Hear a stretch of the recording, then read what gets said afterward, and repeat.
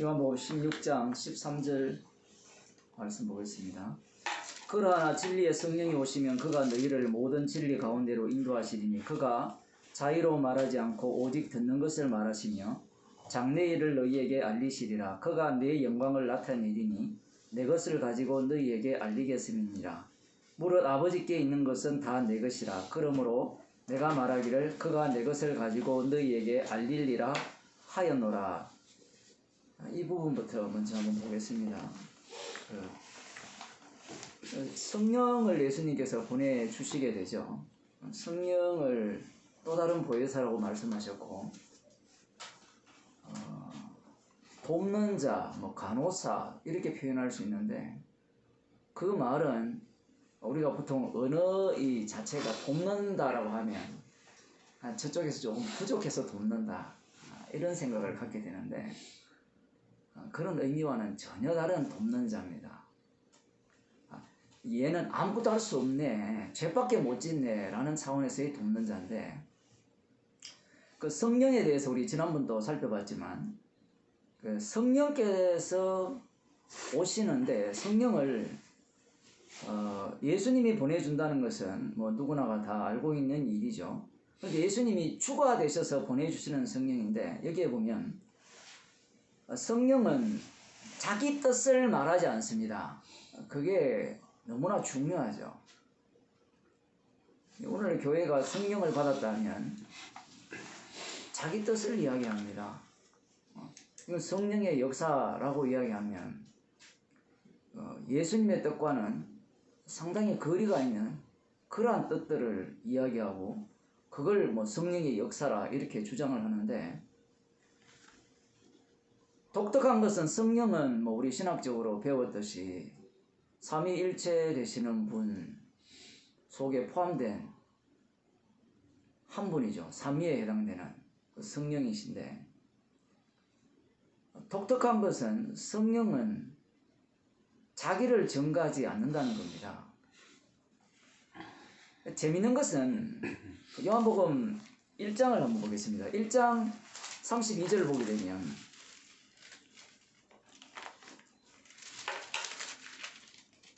요한이 또 증거하여 가로되 내가 보매 성령이 비둘기같이 하늘로서 내려와서 그의 위에 머물렀더라.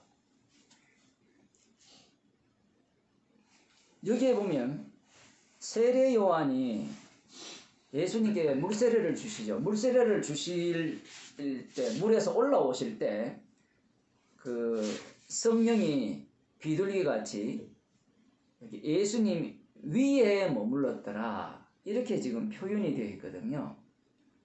우리 같으면 예수님 위에라고 표현하지 않고, 이 위에라는 단어가 에피라는 단어거든요. 헬라어로. 차라리 n이 더 좋지 않을까. 저 혼자 말씀을 준비하면서 생각을 해봤어요. 왜 예수님 위에 머물렀더라 이런 표현을 썼을까? 예수님 안에 성령이 오셨다라는 표현은 제가 알기로는 이 사복음서 중에 거의 한 번밖에 없어요. 거의 그렇게 한 번 정도 나오고, 대부분은 위에 머물렀다 이런 표현이 뭐 마태복음, 마가복음, 누가복음, 요한복음 이렇게 표현하고 있어요. 자, 위에 머물렀다 하면 주도권을 누가 갖고 있는 거예요? 이게 재밌는 거잖아요. 위에 머물러면 그 위에 머문 성령께서 예수님을 주도해 가신다라고 볼 수 있습니다. 그러면 그 다음 우리들이 생각할 수 있는 대목이 무엇인가 하면, 성령께서 예수님을 주도해 가신다면 성령을 전해야 됩니까? 예수님이 누구냐를 전해야 됩니까? 이 질문을 하는 겁니다.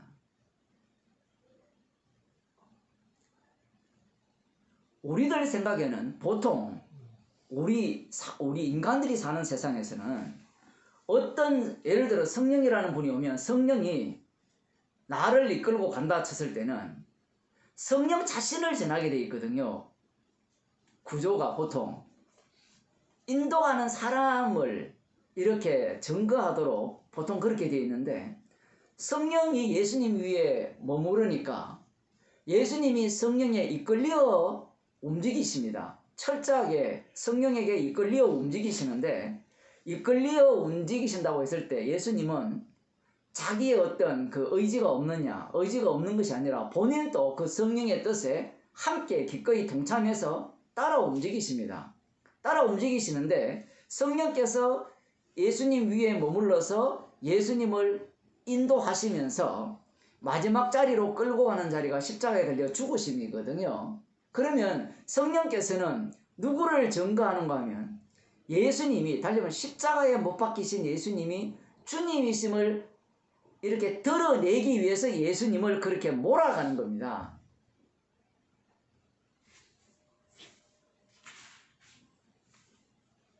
분명히 이 세례요한이 이런 이야기를 하거든요. 성령으로 세례를 주는 이인 줄 알라 하셨기에 34절 보고 그가 하나님의 아들이심을 증거하노라. 하나님의 아들은 성령이 임하는 사람입니다.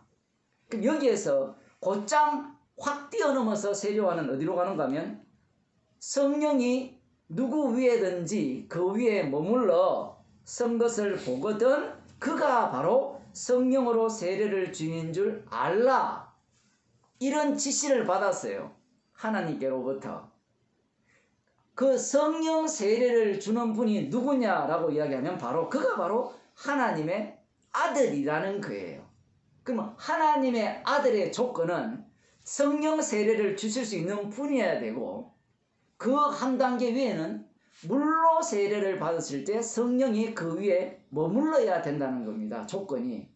그럼 여기에서 우리들이 잘 아시다시피 요한복음에서는 그러한 내용이 구체적으로 잘 나타나지 않지만 예수님께서 물세례 받으시고 올라오실 때 성령이 비둘기같이 그의 위에 머물러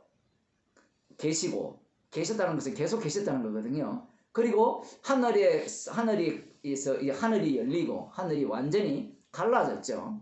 구약에도 하늘이 열리는 표현이 에스겔에서도 나오고 여러 군데 나오는데, 하늘이 열렸다는 것은 상당히 시사하는 바가 크죠. 에덴 동산으로 들어가는 그 동편 문이 화영검으로 가득 이렇게 막혀 있었는데 그러한 것들이 열렸다라고도 볼 수 있고요. 그래서 하늘이 열리고 그 하늘 문으로 들어갈 수 있게 하는 분이 누구냐? 이는 내 사랑하는 아들이요 내 기뻐하는 자라. 그래서 요한복음에서는 내가 곧 길이요 진리요 생명이니 나로 말미암지 않고는 아버지께로 올 자가 없느니라. 이런 말씀이 등장하는 겁니다.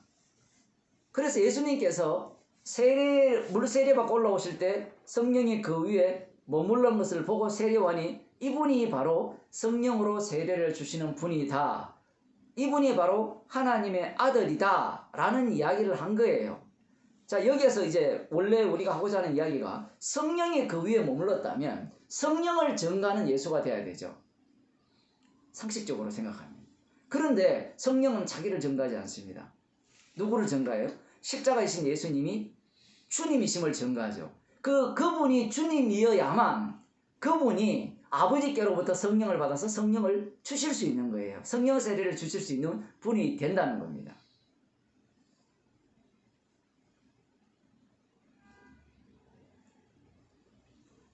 이렇게 되면 자 보세요.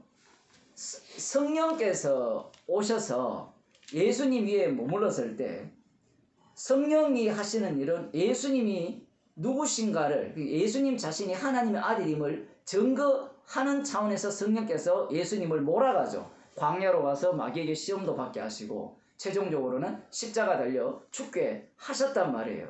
지금 여기에서는 예수님께서 본인은 이제 떠나가시면 또 다른 보혜사를 보내주시는데, 그러면 그 또 다른 보혜사는 세례 요한이 1장에서 증거했던 그 말씀대로 성령으로 세례를 주는 분이 성령을 주셔서 그 성령을 보내신다는 겁니다. 그 보냈을 때 그 하는 일이 무엇이냐라고 하면 자의로 말하지 않고 오직 듣는 것을 말하며 장래 일을 우리에게 알린다, 이렇게 표현해요.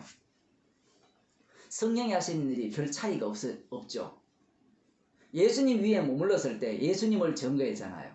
그럼 예수님이 주가 되셔서 보내주는 성령은 자의로 말하지 않고 이제 십자가에 피 흘리신 예수 그리스도의 주되심을 증거하는 그 역할을 하신다라는 겁니다. 자, 그러면서 이제 이렇게 말씀합니다. 그가 내 영광을 나타내니 내 것을 가지고 너희에게 알리겠습니다. 이렇게 되어 있습니다. 성령이 하시는 일은 내 영광을 나타낸다는 겁니다. 그리고 예수님의 것을 가지고 너희에게 알리겠다라는 거예요. 이런 얘기를 들으면 우리 같은 경우에는 성령 받으면 좋겠다, 그런 생각을 하지 않겠습니까? 그런 해본 적 없어요? 내 영광을 나타내며 내 것을 가지고 너희에게 알리겠다라고 했으니까 성령 받으면 자, 귀에 소리가 들립니다. 예수님께서 하신 말씀들을 막 들려주면서 바로 이것이 주님의 뜻이야, 그런 식으로 알려주면 얼마나 좋겠어요. 그걸 간절히 바라는 사람들에게는 그 음성이 들려요. 귀신 들리죠. 그 음성이 들린 내용들을 들어보면 어떤 내용을 이야기합니까? 십자가를 전하겠어요? 전하지 않습니다. 100이면 100이다. 신적인 능력이죠.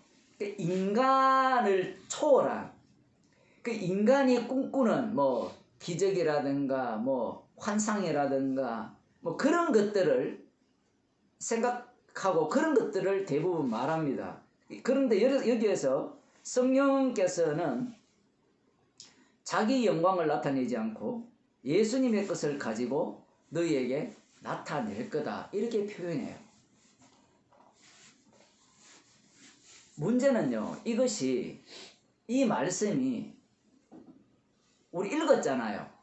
그거 알겠다라는 거예요. 알겠는데 알면 됐느냐, 이게 알면 되느냐 얘기예요. 이 성경이, 예수님의 말씀은 살아서 역사하거든요. 그러면 우리가 이걸 안다고 해서, 그러면 성령께서는 자기 영광을 나타내지 않고 내 것을 가지고 너희에게 나타낸다 했으니까 그 예수님의 것이 뭘까?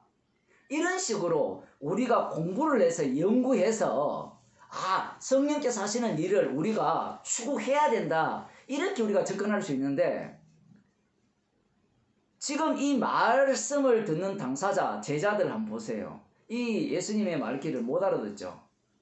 예수님께서 이렇게 아무리 말씀하셔도 이것은 그냥 저게 무슨 소리지? 저거 남의 나라 이야기 안 해? 지금 이렇게밖에 안 들려요. 그러면 이 말씀이 언제 이 제자들이 깨달을 수 있는 말씀이 되느냐, 이해할 수 있는 말씀이 되느냐라고 할 때는 공부해서는 안 되죠. 이미 공부해서 안 된다는 건 이미 3년 동안 예수님과 동행하면서 듣고 배웠던 상황에서 이미 다 드러난 상황입니다. 열심히 말씀을 연구한다고 해서 될 문제가 아니에요. 이 헬라어 원어를 잘 한다고 해서 이 진리를 알 수 있는 게 아니에요. 지금 아무리 잘해봤자 이 당시에 베드로만큼 했을까요? 할까요, 여러분? 2000년이라는 공백이 있는데 그 갭을 지금 연구해서 진짜 예수님이 하시는 말씀이 무엇일까 해가지고 문법을 찾아내고, 문법이 어디 있습니까, 여러분? 우리가 평소에 대화할 때 문법 갖고 이야기합니까? 나중에 그걸 거꾸로 문법을 만들어가지고 풀어내려고 설명하기 위해서 문법을 만들어내는 거 아닙니까?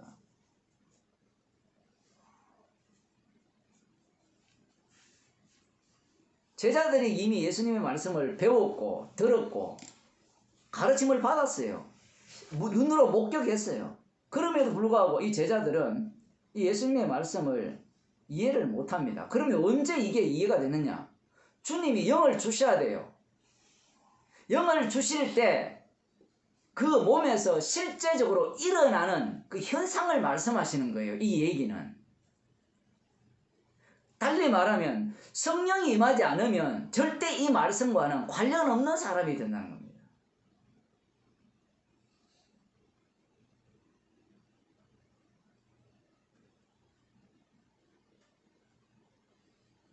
단순히 우리가 공부를 해서 성령이 오시면 성령은 자기를 증거하지 않고 예수님을 증거합니다. 그거 배웠잖아요. 그거 배워서 어디서 먹을 수 있어요? 아, 나 성경 잘 알아요. 이렇게 해서 먹을 수 있을까요? 그거 아는 것은 구원이 안 돼요. 구원은 십자가가 하지 우리가 아는 지식이 구원을 가져오지 못합니다.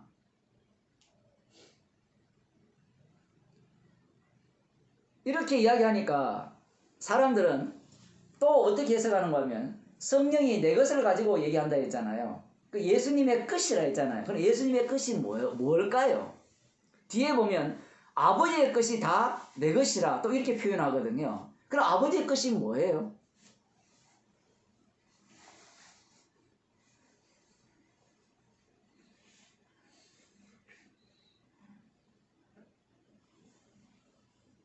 그 15절에 보면 무릇 아버지께 있는 것은 다 내 것이라 이렇게 되어 있거든요. 그 아버지께 있는 게 뭘까요? 한번 생각을 한번 해봅시다. 아버지께 있는 것이 다 내 것이다. 아버지께 있는 게 뭐예요? 천지 창조주니까 어떻게 다 내 거야.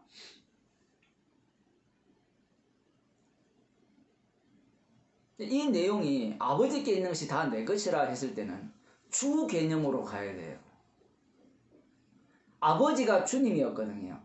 근데 주님이 구약에서의 주 개념은 전지전능하시고 뭐 계시지 않는 곳이 없고 천지를 창조하셨고 이 개념으로 이해가 되어지지 않습니까? 그런데 지금 아버지의 것이 다 내 것이라 했을 때는 그 의미가 바뀌어요. 그 주의 자리에 누가 올라가는가 하면 십자가 지신 분이 주의 자리로 올라가요. 그렇게 되어버리면 천지 창조와 모든 것들은 십자가를 증거하기 위한 천지 창조가 되고 심지어 전지전능조차도 십자가 안에서 해석을 하고 이해를 해야 되는 겁니다. 왜 그런가 하면 인간들이 갖고 있는 신 개념 자체가 전지전능 개념을 깔고 있기 때문에 그래요. 엘로힘 개념을 깔고 있고 엘샤다이 개념을 깔고 있어요. 전능의 하나님을 깔고 있다고 인간 신앙 자체가. 그런데 십자가이신 예수님이 주가 되어버리면 그 전능의 하나님이 우상이 됩니다. 아버지께 있는 것이 다 내 것이라 했을 때 우리가 떠올릴 수 있는 것은 요한복음 1장 2절입니까? 여기에 보면 한번 봅시다. 1절부터 보면 1장 1절부터 태초에 말씀이 계시니라 이 말씀이 하나님과 함께 계셨으니 이 말씀은 곧 하나님이시라 이렇게 나오잖아요. 이 말씀은 곧 하나님이라 했을 때 이 해석을 두 가지로 해석을 할 수 있어요. 예를 들어 이 말씀이 하나님이라 했을 때는 하나님이라는 분은 말씀으로 존재했다라는 겁니다. 표현을 하자면 이렇게 해석할 수 있고 이 말씀이 곧 하나님이라 라고 했을 때는 여기에 보면 이 말씀이 하나님과 함께 계셨으니 할 때 하나님과 같이 있는 말씀이라 이렇게도 해석이 되죠. 이 도교에서는 이 요한복음이 중국 해석이 도교식으로 해석을 해놨거든요. 태초에 도가 있었고 도가 곧 말씀이라 이래 되거든요. 도에서 말씀이 나오는 거예요. 도와 말씀이 같이 계셨다 이렇게 표현을 한단 말입니다.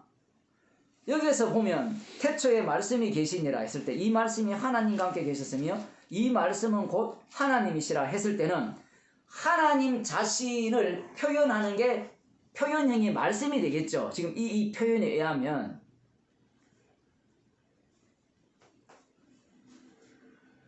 그러면 이걸 근거로 해서 아버지의 것은 다 내 것이라 했을 때는 아버지의 것이 무엇이었습니까? 말씀이죠. 말씀이라는 것이 아버지의 것이었단 말이에요. 그 아버지의 것이 말씀을 담은 육신으로 예수님이 오셨다 이렇게 해석을 하는 겁니다. 이 해석은 어때요? 그럴듯한 해석이 아닙니까? 말이 맞긴 맞는 것 같죠. 왜냐하면 여기 보면 태초에 말씀이 계셨다니까 이 로고스라는 자체가 말씀 그 당시에 마물을 움직이는 도 이렇게 표현하는데 지금 그런 차원이 아니라 여기서 말씀이라는 것은 이 말이니까 말 왜냐하면 요한복음이나 성경을 보면 예수님이 말씀하신 것도 로고스라고도 표현하고요. 근데 여기에서도 그냥 로고스도 표현해요. 그러면 예수님이 보이지 않는 하나님이 실제로 그 아버지 하나님의 말씀을 다 담고 이 땅에 오셨다는 거예요. 그러면 아버지의 것이 다 내 것이 되었으니까 그 내 것이라는 것이 무엇인가 하면 다른 것이 아니라 말씀이라는 거예요. 말씀. 그 말씀이 다 자기 것이 되니까 그 예수님이 기적을 행하는 이 모든 일조차도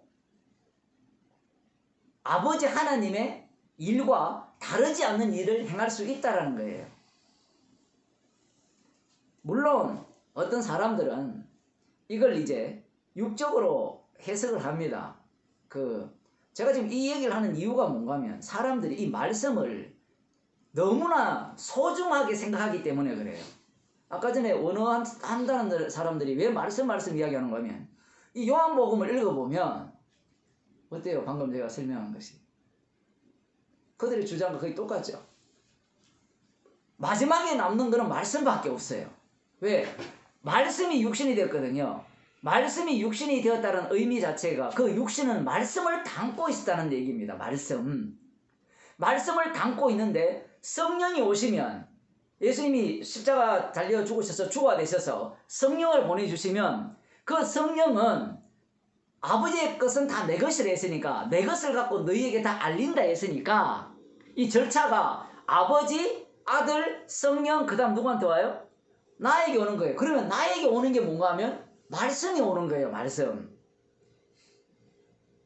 제가 중국에서 강의를 했는데 이게 신천지 주장이거든요. 혹시 유튜브 보셨어요? 신천지 이만희 강의를? 뭐 볼 시간이 없겠죠. 그 유튜브에 보면 그 강의가 엄청 많아요. 뭐 각 지파별로 다 올라와 있는데 이런 이야기 합니다. 이제 이만희가 나는 또 다른 보혜사라고 이야기하지 않고 새 요한이라 이야기해요. 새 요한. 하여튼 잘도 지어내요. 진짜.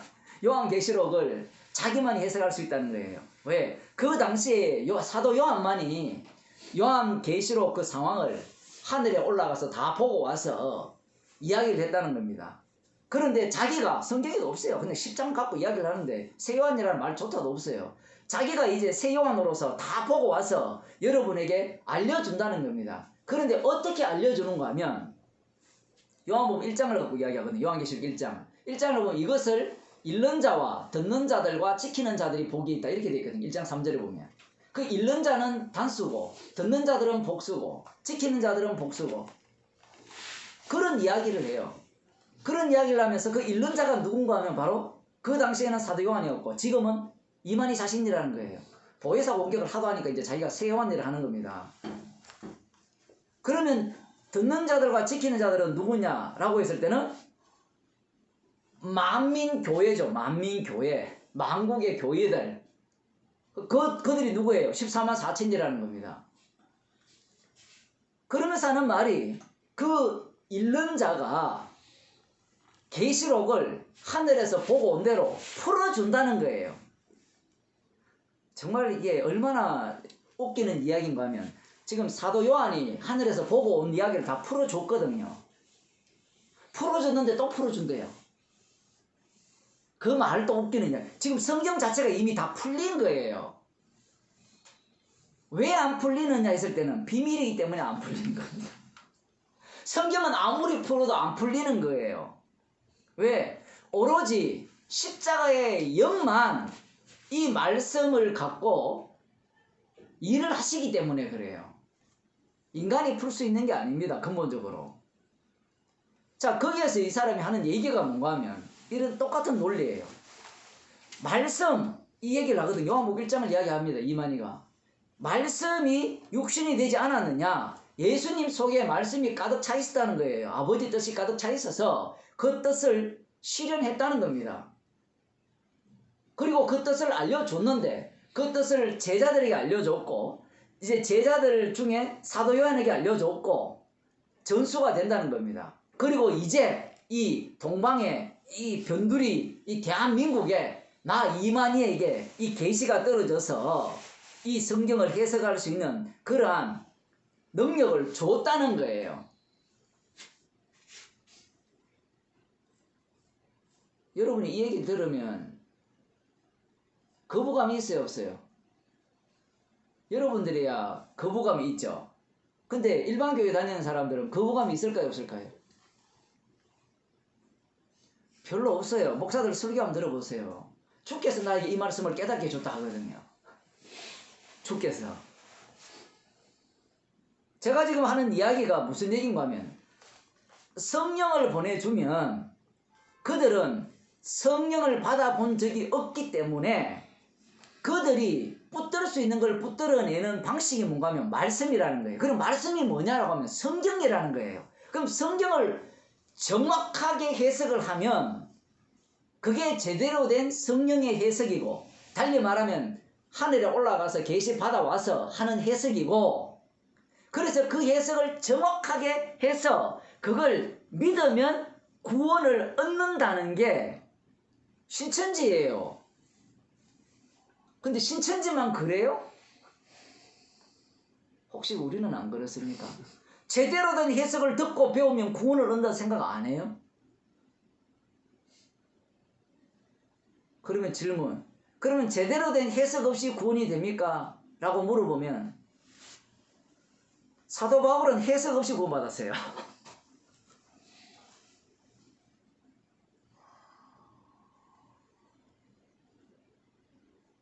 제자들이 해석해서 구원받았어요. 주님이 용서를 해버리니까 구원이 된 거잖아요. 세리와 창기들이 예수님을 해석할 수 있었습니까? 자기들은 자기들 입장에서 예수님을 본 것 뿐이에요. 여러분 성경을 자세히 보면 그렇게 되어 있어요. 소경도 마찬가지죠. 다윗의 자손이야 너 저를 불쌍히 여기옵소서 이런 걸 외칠 때 그가 생각하는 다윗의 자손과 예수님이 다윗의 자손으로 오신 것이 달라요.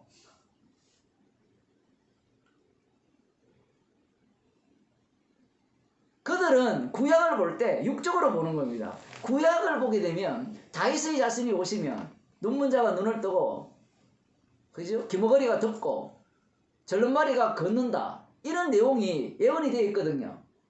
그러니 다윗의 자손이 오시면 자기들을 고쳐준다라고 생각한 거예요. 그런데 예수님은 그거 고치러 왔어요? 예?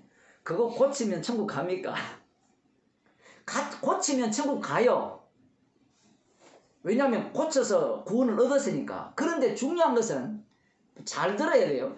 그 고침 자체가 뭘 보여주는가 하면 사망에서 생명으로 옮기는 십자가의 피능력을 보여주는 사건이 되는 거예요. 근데 그들이 무슨 수로 그게 보여요? 차후적으로 보게 하시죠, 주님이. 그들은 자기의 욕망으로 예수님께 접근한 거예요. 성경은 확인하는 것 뿐이에요. 아, 이렇게 해서 십자가의 피로 구원 받았네요 라는 것을 확인하는 것이 말씀 공부지, 이야 새롭게 배워서 내가 이제 진리를 알았다, 이제 구원을 얻었네 라는 게 아니에요. 만일에 그렇게 되면 내가 배워서 구원 얻은 게 되죠. 그래서 요한 1서에서 기름 부음이 너희 가운데 가시면 누구든지 누구로부터 너희들을 배울 필요가 없다, 가르침 받을 필요가 없다, 그 얘기를 하는 이유가 누가 일을 하시기 때문에, 성령께서 친히 일을 하시기 때문에, 달리 말하면 십자가에 신 주님이 살아계셔서 친히 자기 백성을 구원하시기 때문에 배울 필요가 없는 거예요.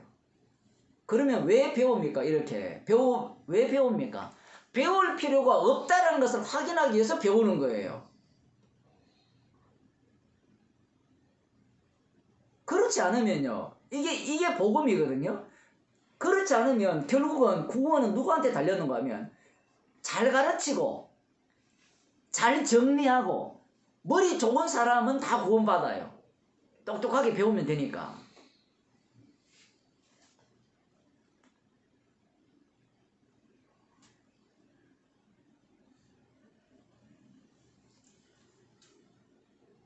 내 영광을 나타내리는, 여기 보면 예수님의 영광이죠. 그 예수님의 영광은 어떤 영광입니까? 십자가에 달려 죽으시고, 빌립보서 2장에 나오죠. 육신으로 오셔서 십자가에 달려 죽으시고 부활하셔서 주가 되게 하셨죠. 모든 무릎이 누구 이름에 꿇게 합니까? 예수 이름에 꿇게 하죠. 이 독특합니다. 그 예수 이름이 어떤 이름이에요? 예수 이름이라고 할 때는, 이름이라 이야기할 때는 구약의 여호와 하나님이라는 이름을 이야기할 때는 그분이 하신 활동을 봐야 돼요. 이름 자체로 들어가면 아무것도 없어요. 이름 자체로 들어가면. 예수 이름은 그분이 하신 일이 담겨 있죠.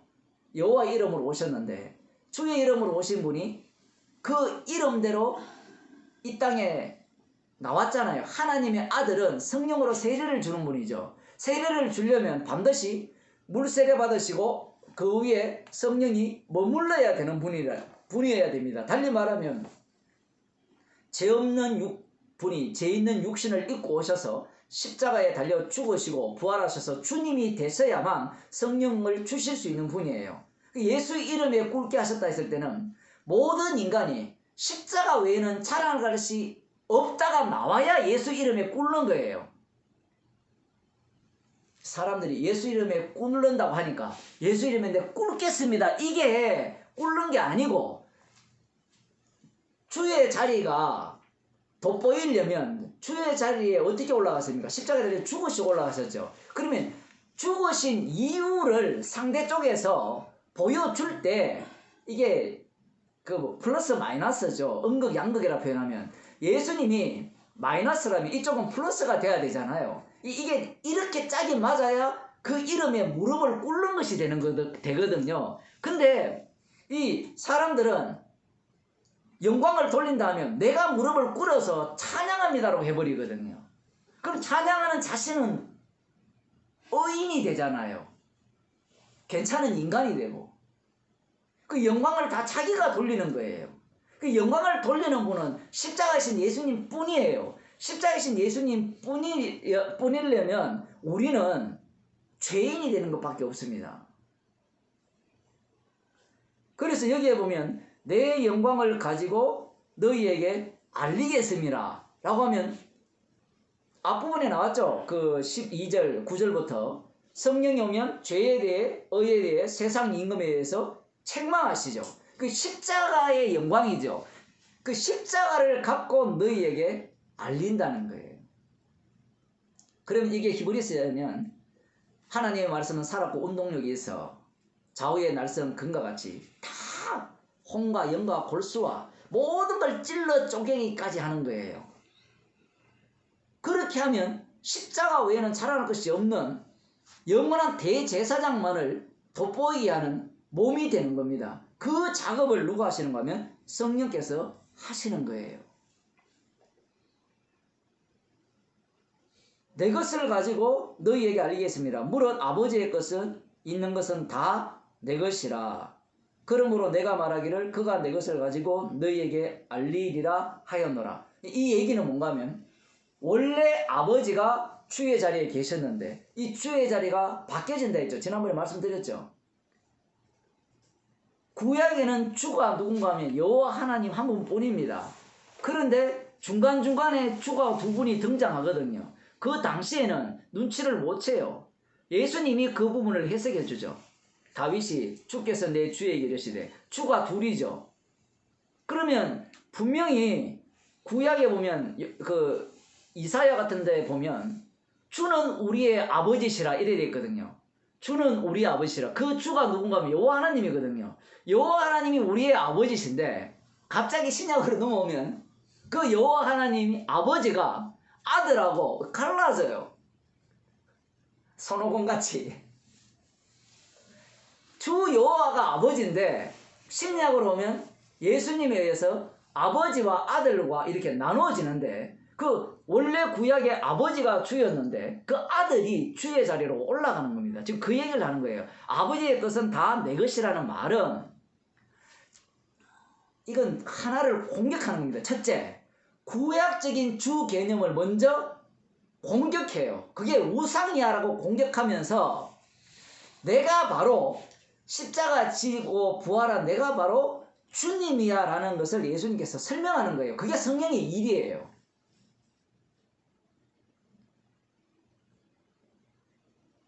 왜 자꾸 구약적 주를 예수님이 공격한다라고 당신은 말하느냐라고 이야기하자면, 지금 유대인들 중에 주가 되시는 그분, 주라고 할 때 하나님 아버지가 주잖아요. 그럼 그 주라고 할 때 구약에서 주가 되는 요소를 다 끄집어내면 홍해를 가르시고 불과 구름 기둥으로 인도하시고 바벨론을 보내시고 포로로 잡히게 하시고 이 전지 능력, 그야말로 신적 능력을 행사하는 분이 주 개념이잖아요. 살리기도 하시고 죽이기도 하시고. 그런데 예수님이 말씀하시는 주 개념은 십자가에 못 박혀 죽은 분입니다. 죽은 하나님이 주라는 거예요. 인간들은 이것을 도저히 용납할 수 없습니다. 왜냐하면 인간들 입장에서는 신을 믿으려고 하죠. 주를 믿으려고 하지 안 믿으려고는 하지 않습니다. 그러면 믿으려고 하는 목적이 뭐예요? 살기 위해서 믿죠. 죽기 위해서 믿는 인간은 아무도 없어요. 구약에도 나오죠. 나를 내 말대로 살면, 내가 명한 대로 살면 너희가 살리라 했지 죽으리라 한 적이 없거든요. 아버지의 것은 다 내 것이다 라고 하니까 사람들은 예수님이 주가 되셨으니까 이 신개념 있잖아요. 성부 하나님이 갖고 있던 것들을 다 이제 예수님한테 주셨군요. 이런 생각을 갖거든요. 그 생각 자체가 우상숭배가 됩니다. 왜냐하면 그렇게 되면 어떤 결론에 나와야 되는가 하면, 예수님이 영을 주잖아요. 그러면 성령 받은 사람은 누구의 모습을 보여야 되는가 하면, 예수님이 성령의 머리 위에 임하여서 성령이 끌고 다닐 때 어떤 일을 했어요? 죽은 자 살리고 병자 고치고 물로 포도주 만들고 바다 위를 걷고 폭풍을 잠잠케 하는 그런 일을 하셨잖아요. 그런 일이 누구의 일입니까? 구약의 주의 일이거든요. 그러면 성령 받은 우리들도 그런 일을 할 수 있다라고 되는 겁니다. 이 논리가 말이 되잖아요. 말이. 그런데 예수님이 우리가 만일에 이 요한복음이나 이 마태복음이나 누가복음에 예수님이 마귀로부터 받으시는 시험 장면이 없다면 큰일 날 뻔한 거예요. 없어도 되겠지만 요한복음에서는 시험 받는 내용은 없죠. 없는데 시험 받는 것보다 더 치밀하게 나와 있죠. 어떻게 나와 있습니까? 요한복음에서, 다른 마태복음이나 누가복음에서는 예수님이 광야에서 시험을 받으실 때 네가 하나님의 아들이거든. 즉 하나님 아들 이야기가 나오죠. 하나님의 아들이거든. 돌로 떡덩이를 만들고 말씀대로 저 성전 꼭대기에서 뛰어내려 봐라. 말씀대로 네가 다칠지 안 다칠지 내가 보겠다. 안 다친다면 네가 하나님을 아들로 인정하겠다.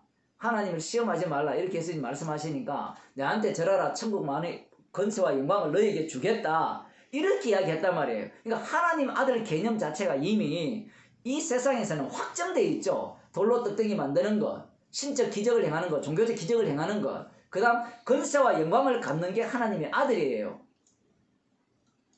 이게 그냥 생긴 게 아닙니다. 구약에서 하나님의 아들이 이스라엘이죠.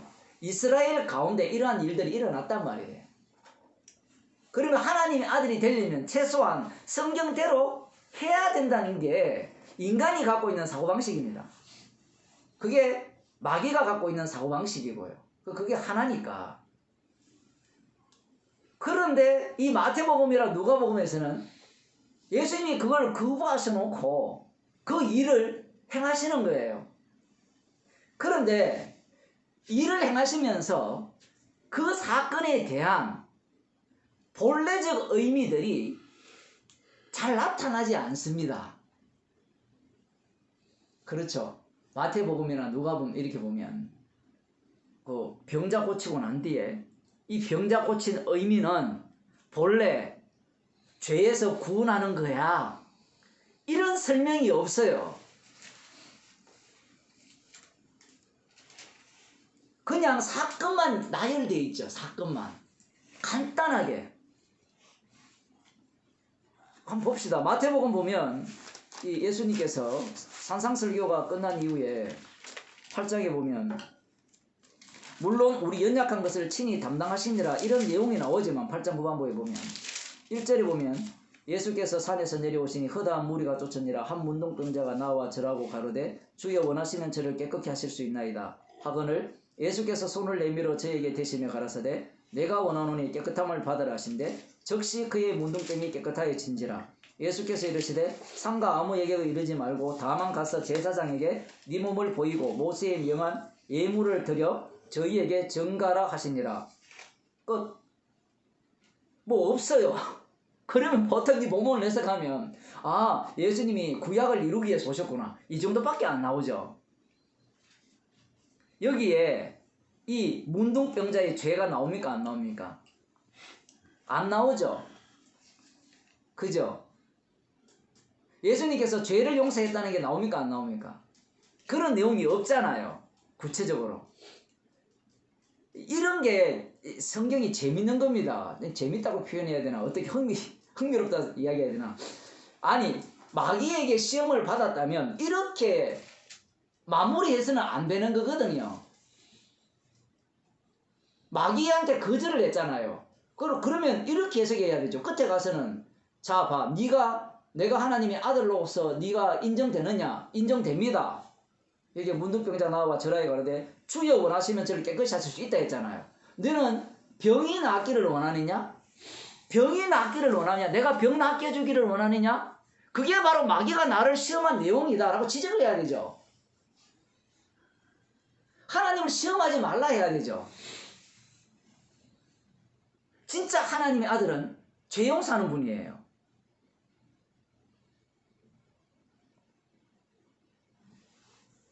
육적이죠. 철저하게. 근데 이런 마태복음은 그런 내용들이 별로 없어요. 그래서 이 기적을 주장하는 자들은 요한복음 이야기를 거의 안 합니다. 맞죠? 왜냐하면 요한복음 이야기를 하면 요한복음은 기적에 대한 내용, 인간들이 그 기적을 믿고 따르는 내용을 산산조각 내버리거든요. 대표적인 경우가 물고기 2마리와 보리떡 5개로 5,000명을 먹였죠. 이 오병이어 기적을 엄청나게 얘기를 많이 하거든요. 사람들이 얘기를 하잖아요. 그런데 그 오병이의 기적을 맛본 사람들은 예수님을 임금사머리였습니다. 왜 임금사머리였어요? 자신들의 고단한 인생을 이분을 임금으로 세운다면 해결해 줄 수 있다라는 거예요. 그 사상에는 무엇이 깔려 있습니까? 다윗 언약이 깔려 있습니다. 다윗의 자손이 깔려 있는 거예요. 다윗의 자손으로 오시는 분을 왕으로 세운다면 다윗 왕이 누렸던 그 시기의 영광과 그 시기의 행복을 우리들이 가질 수 있을 것이라고 생각한 겁니다. 그것이 그냥 그런 것이 아니라 모세가 광야에서 만나를 내려줬잖아요. 그럼 모세가 예언한 그 선지자가 예수님에게 해당이 되죠. 그런데 단순히 그 선지자가 아니라 이미 구약에 예언된 다윗의 씨에서 태어날 분, 그 다윗 왕이죠. 그 이분이 바로 우리를 구원할 왕이라고 생각하면서 임금 삼으려 했단 말이에요. 그러면 이게 만일에 마태복음에 기록됐다면 기록이 있지만 그게 끝이에요. 그런 내용도 없고 먹었더라. 근데 여기는 임금 삼을 했어요. 근데 예수님이 피하죠. 피하고 난 뒤에 1차적으로 한번 그러고 두 번째 또 뭐라 합니까? 와서 이렇게 말씀하시죠. 내 살과 너희가 나를 찾는 것은 표적을 본 까닭 아니요 떡을 먹고 배부른 까닭이라. 예수님 이렇게 해석을 해요. 이 말씀도 상당히 어려운 말씀인데 표적이 세미온이라는 헬라어 단어거든요. 그런데 그 표적이라는 단어를 예수님은 중청으로 설명하는 겁니다. 어떻게? 한쪽은 떡을 먹고 배부르다라고 해석을 하고 세미온을 그걸 기적이라 할 수 있죠. 다른 한쪽은 예수님은 표적으로 해석을 하는 거예요. 재밌죠 이게? 왜 이렇게 해석을 하는가 하면 요한복음에서는 육으로 난 것은 육이요 영으로 난 것은 영이기 때문에 육으로 난 자는 예수님이 하신 일을 뭘로 보는가 하면 표적으로 보지 않고 떡을 먹고 배부른 것으로 봐요. 물로 포도주를 만드는 사건도 육으로 난 자들은 표적으로 보지 않고 다 세미온 단어거든요. 표적을 행했다고 요한복음에. 그 세미온 단어를 표적으로 보지 않고 대부분 사람들은 물로 포도주를 만들었다로 봐요. 그 기적이잖아요. 근데 그게 표적으로 보게 되면 예수님이 십자가 사건을 보게 되는 겁니다. 이거 말도 안 되는 이야기거든요.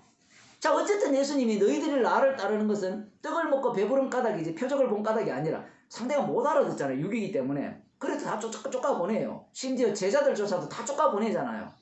못 알아듣게 해서 쫓아 보내는 겁니다. 이 목회가 되겠어요? 이런 식으로 목회해서? 아니, 능력 행해가지고 5,000명 모였는데, 예? 예를 들어 어느 교회 목사가 기적을 행해가지고 5,000명에서 10,000명이 모였어요. 모였는데 하는 말이, 여러분 여기 왜 왔어요? 여러분 이 기적 보고 왔죠? 십자가 피 앞에 여러분은 지옥 갈 죄인입니다 라고 외치면 남아 있겠습니까? 그거 보고 예수 믿으면 지옥 갑니다. 그럴 사람 있겠냐 이 얘기예요.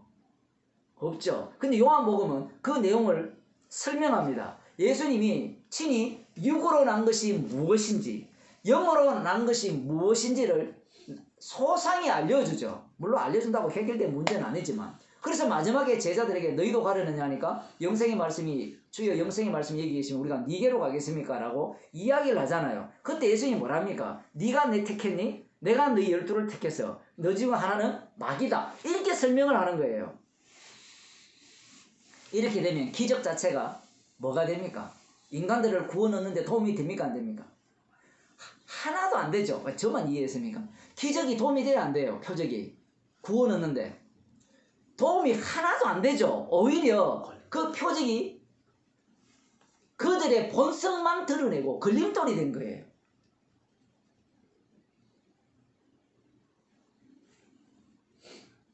이게 마태복음 4장이나 누가복음 4장에 나오는 광야에서 예수님이 마귀에게 시험을 받으실 때 그걸 거절하는 내용의 구체적인 사건이 담긴 겁니다. 요한복음이. 그래서 요한복음에서 해석된 내용을 갖고 마태복음을 해석하면 돼요. 사실은.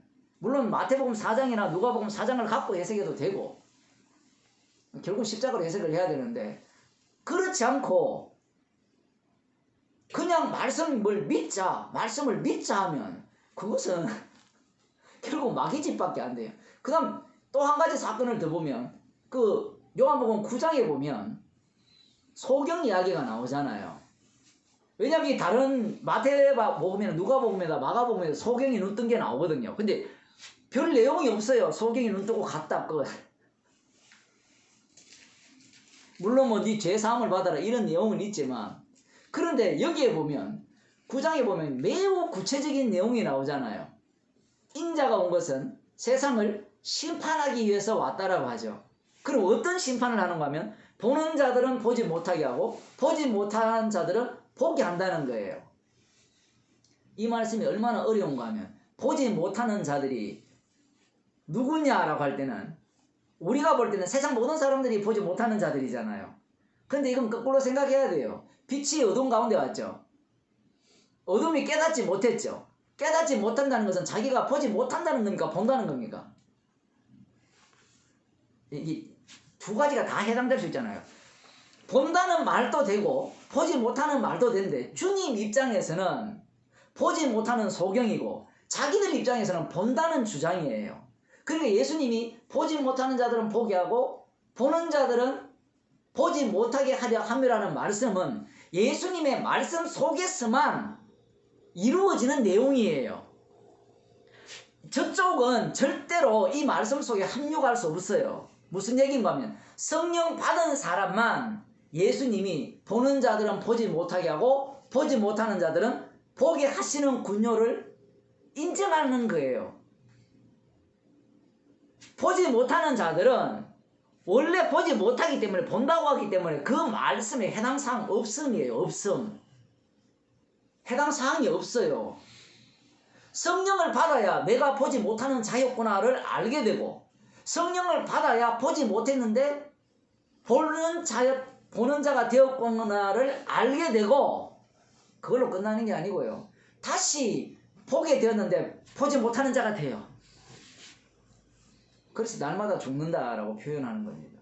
그러니까 예수님의 말씀은 믿는 자와 안 믿는 자를 이렇게 육으로 난 자와 영으로 난 자를 갈라내는 작업도 하지만, 성도 속에서 이 말씀이 계속해서 반복적으로 일어나는 말씀임을 우리에게 하시는 말씀입니다.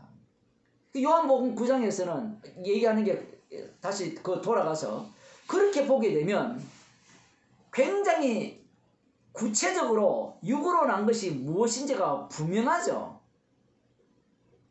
육으로 난 것이 뭐냐라고 하면 보이는 대로 볼 뿐인 거예요. 그러면 요한복음 9장을 보면, 예수님이 심판하러 왔으니까 보는 자들은 보지 못하게 하고 보지 못하는 자는 보게 한다고 하니까, 그 눈뜬 자들이 우리도 소경인가 했으니까, 얘들은 본다고 했으니까 못 보게 했으니까, 그러면 똑똑한 사람들, 말씀 중심인 사람들은 어떻게 해석하겠어요? 그러면 나는 못 본다 하면 보게 하겠네요. 이렇게 덤비는 거예요. 그게 지옥 가는 이유입니다. 그게 육이거든요. 육. 그래서 예수님이 니고데모와 대화할 때 하나님 나라에 어떻게 들어가느냐고 물을 때 거듭나지 않으면 갈 수 없다라고 했잖아요. 그러면 니고데모가 하는 답변이 뭔가 하면, 질문이, 그가 알 수 있는 것은 육적인 거듭남 뿐이에요. 그가 생각하는 다시 태어난다는 것은 어머니 뱃속에 들어가서 나오는 방법뿐이에요. 이걸 9장으로 해석하면, 요한복음 9장에 해석하면, 예수님의 말씀을 보면서 보는 자들은 보지 못하게 하고 보지 못하는 자들은 보게 한다니까, 나는 보지 못하는 자입니다. 그러면 내가 보게 되겠네요. 이렇게 해석하는 게 니고데모식 해석이라는 겁니다.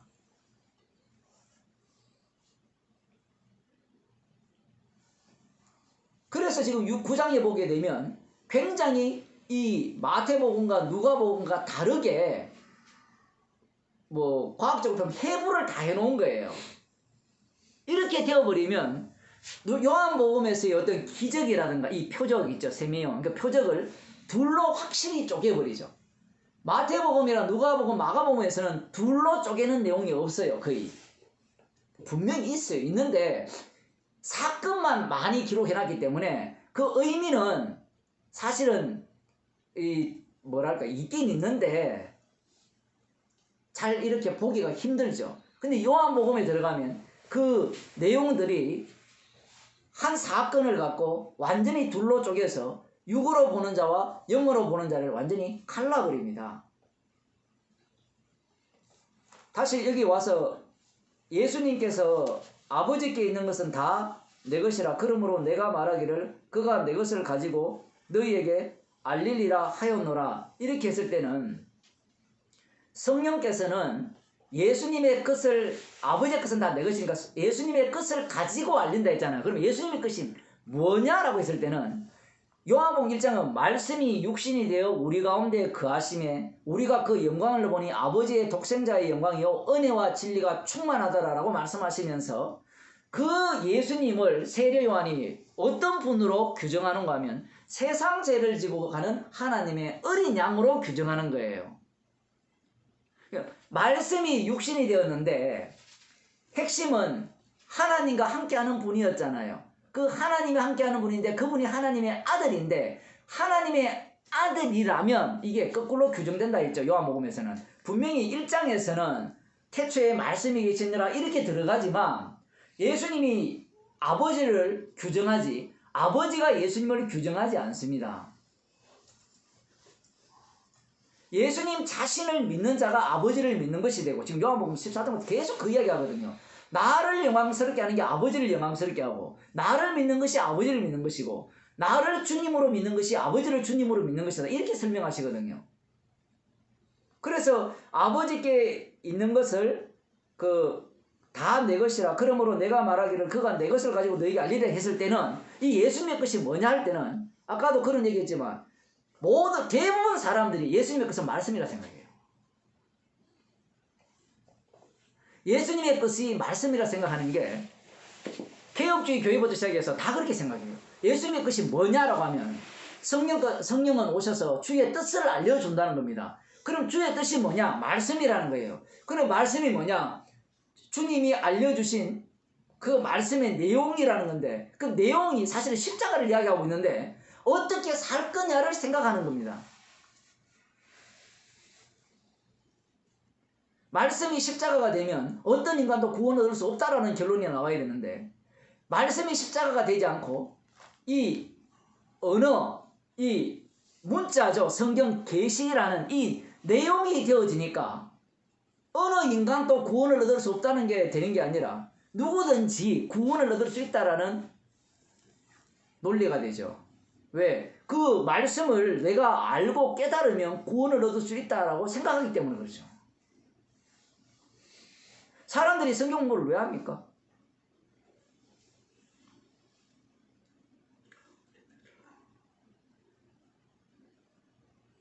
아니, 단도직입적으로 여러분은 왜 말씀 듣습니까? 할 일 없어서?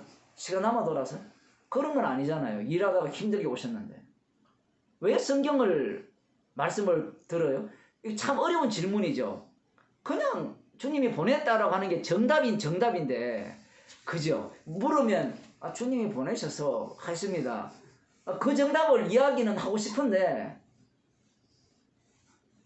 녹화해야 되니까 어쩔 수 없이 온 거예요. 그것도 하나의 이유가 되겠죠. 말씀 듣고 싶어서, 정말 죄인임을 알고 싶어서 기쁨으로 왔다. 그래요? 과연 그래요? 어쩔 수 없이 우리 교회 사니까 내가 가야지. 저는 강의가, 말씀이 정해져 있으니까 가야지. 인간은요, 자기를 위해서 움직이지 주를 위해서 안 움직이게 되어 있습니다. 결과론적으로 주께서는 차후적으로 십자가의 피공로를 알게 하기 위해서 우리를 보내셨군요. 이 상황을 조성하셨군요. 이 고백이 되어지는 거지. 물론 뭐 그런 마음도 있을 수 있죠. 복음을 듣기 위해서 듣고 싶은 마음도 없는 건 아니잖아요. 없는 건 아닌데 인간의 마음이 하루에도 수천 번 바뀌는데, 지금도 말씀 듣다가 애가 아파서 죽어간다 하면 보따리 싸고 간다니까요. 안 그럴 사람도 있겠지만, 죽은 자에게 장사를 맡길 사람도 있겠지만, 예수님의 것을 가지고 너희에게 알려준다니까 인간들은 자기 구원 욕구에 충실한 겁니다. 근데 지금 요한복음 1장부터 이렇게 들어와 보면 예수님의 것은 너희에게 알려준다, 가르칠 것이다, 이런 표현을 했을 때는 요한복음 6장에 나오잖아요. 내 살과 내 피를 먹고 마셔야 하지 않으면 영생이 없다, 이렇게 나오잖아요.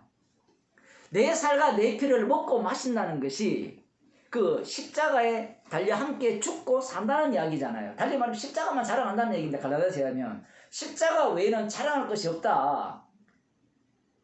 그걸 지금 내 것을 가지고 가르치겠다는 건데, 그 십자가의 사랑의 깊이와 넓이를 가르치겠다는데, 인간들은 어떻게 하면 구원을 얻을 것인가를 가르친다라고 생각하는 거예요.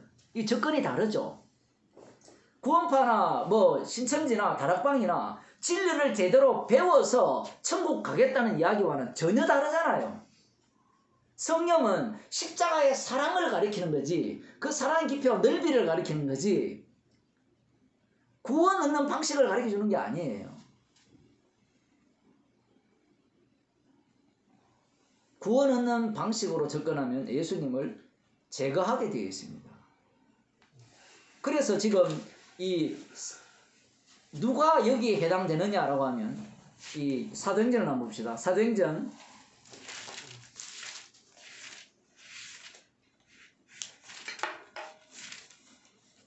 2장 1절입니다. 이게 사실은 보통 사도행전이 누가복음과 연결된다라고 이런 얘기를 많이 하는데 요한복음하고 직결되어 있어요. 요한복음하고 너무나 이렇게 밀접하게 연결되어 있어가지고 뭐 마태복음도 연결되고 다 연결되어 있죠. 어쨌든 지금 요한복음을 보는 중이니까 2장에 보면 1절부터 오순절날이 이미 이르매 저희가 다 같이 한 곳에 모였더니 호련히 하늘로부터 급하고 강한 바람 같은 소리가 있어 저희 앉은 온 집에 가득하여 불의 혀같이 갈라지는 것이 저희에게 보여. 이 눈으로 보이도록 성령이 임하는 겁니다. 독특하죠? 이거 누가 봤을까요? 성령 임한 사람들, 저희에게 보여라고 하잖아요. 그런데 이 사건이 요한복음 아까 1장에서 보면 성령이 예수님이 내리는 것을 보거든. 봤죠?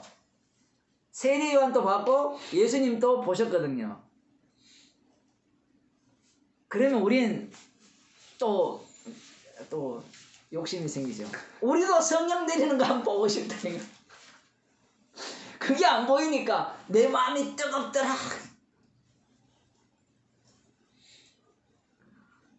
뜨거운 것은 송가인 만나도 뜨거워요. 송가인 맞아요, 이름이. 그 사람 노래 부르는데 한번 가보세요. 성령이 충만합니다. 어느 교회 권사님이 조용필 쇼를 한번 갔다 오고 지금 죽어도 좋다라고 이야기했대요. 여러분은 웃을지 모르지만요, BTS 공연 간 애들 있잖아요. 걔들 그거 갔다 오면 성령 충만해요. 제가 아는 저랑 별로 멀지 않은 어떤 애가 있는데 이번에 과학고등학교 합격했거든요. 과거 합격하면 대단합니다. 아무나 고는 거 아니에요. 하도 과거하니까 맞죠, 그죠? 아무나 가는 거 아니거든요. 전교 1등에도 못 가요. 전교 1등만 다 모아가지고 그 중에 뽑혀가는 애들인데, 걔가 서울에 왔어요. 누군지 모르겠는데 강남길인지 김남길인지 걔 보고 성령 충만했다니까. 지금까지 사였던 모든 스트레스를 다 날리는 겁니다. 제가 이런 얘기하는 이유가 뭔가 하면 성령 충만을 지금 이렇게 표현을 할 때 지금 여기에서 핵심은 보이는 게 핵심이 아니라 그 보이는 것이 뭘로 얘기하면 하나님 아들의 특징이 뭐예요? 그 위에 임하거든 했을 때 물세례 받으시고 죽으신 분이잖아요. 그러니까 보이는 게 핵심이 아니라 지금 이 보이는 이야기를 하는 이유가 뭔가 하면 동일성상에 두는 겁니다. 누구와? 성령 받은 예수님과 성령 받은 성도들이 동일하다는 겁니다. 그래서 보이도록 주께서 주신 거예요. 이 보이는 사건 속에 모든 성도가 들어가 있는 겁니다. 빌립보의 감옥의 간수가 어떻게 하면 영생을 얻습니까? 물었잖아요. 주 예수를 믿으라 했잖아요. 그때 보이도록 성령이 임했습니까? 안 임했죠? 다른 지역, 이방 지역도 마찬가지잖아요. 보이도록 임한 이방 지역이 있었고 그렇지 않는 곳도 많았잖아요. 그러니까 지금 여기에서 사도행전 거기에 보면 보이도록 이렇게 불의 해같이 갈라지는 거 저희에게 보여 각 사람 위에 임하여 있죠. 여기에서도 보면 사람 위에 임하여 있어요. 제가 여기에 왜 주목을 했는가 하면 보통 우리는 성령의 감동이라는 표현을 쓰죠. 감동. 여기에 보면 우리가 구약도 마찬가지고 하나님의 신에 감동되었더라. 삼손 이야기할 때 그렇게 되어 있거든요. 그리고 신약 성경에도 성령의 감동하심을 따라 이런 표현을 많이 하죠. 그런 거 들어봤죠? 제가 그걸 곰곰이 생각해 봤어요.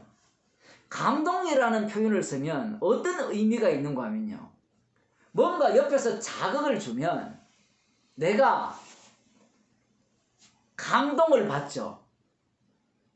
달리 말하면 이 성령과 내가 따로 있는 거예요.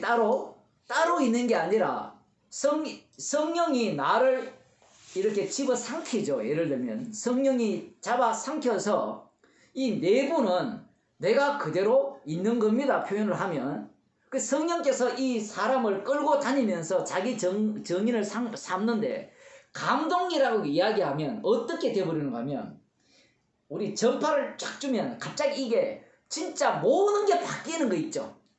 머리부터 발끝까지 싹 바뀌어가지고 그런 의식이 굉장히 강한 거예요. 성령 충만이 그 개념일까요? 그러면 사도 바울이 내 속에 또 다른 법이 나를 사로잡아 온다는 말이 잘못된 거예요. 왜냐하면 성령의 감동이 오면 내 속에 또 다른 법이 없어야 되죠. 왜냐하면 쭉 타고 와가지고 다 바뀌어야 되는데 덜 바뀐 거예요. 그러면 이제 덜 바뀌었으니까 사도 바울은 성화가 덜 된 거야. 육에서 혼에서 영으로 올라가야 되는데 맞아요? 영이 최고 단계입니까? 아직까지 혼 단계밖에 안 있는 거예요 지금.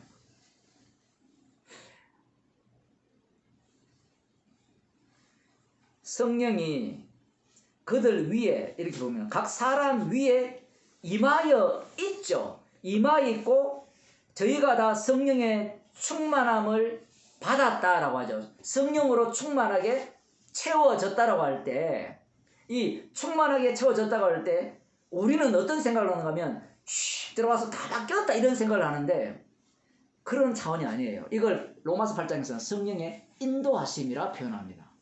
이걸 예수님께서는 주님의 동행이라고 표현을 해요. 왜 그래야만 되는가 하면 성령은 십자가를 지나거든요. 만일에 이 사람이 성령이 와가지고 다 바뀌어버리면 십자가를 지날 게 없어요. 왜? 이미 의인이 됐기 때문에.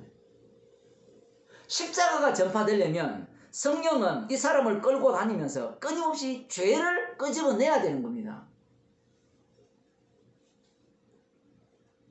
그래서 지금 여기에서 보면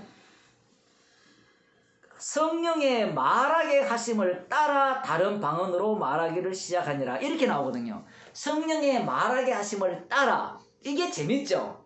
이 표현이 성령께서 말하게 하심을 따라, 예를 들면 목사가 말하게 함을 따라 말하세요 하면 날 따라 해보세요 하면 날 따라 해보세요, 이런 표현이잖아요. 이 말씀 자체의 느낌이 이걸 그렇게밖에 표현할 수 없는 게 언어의 한계죠.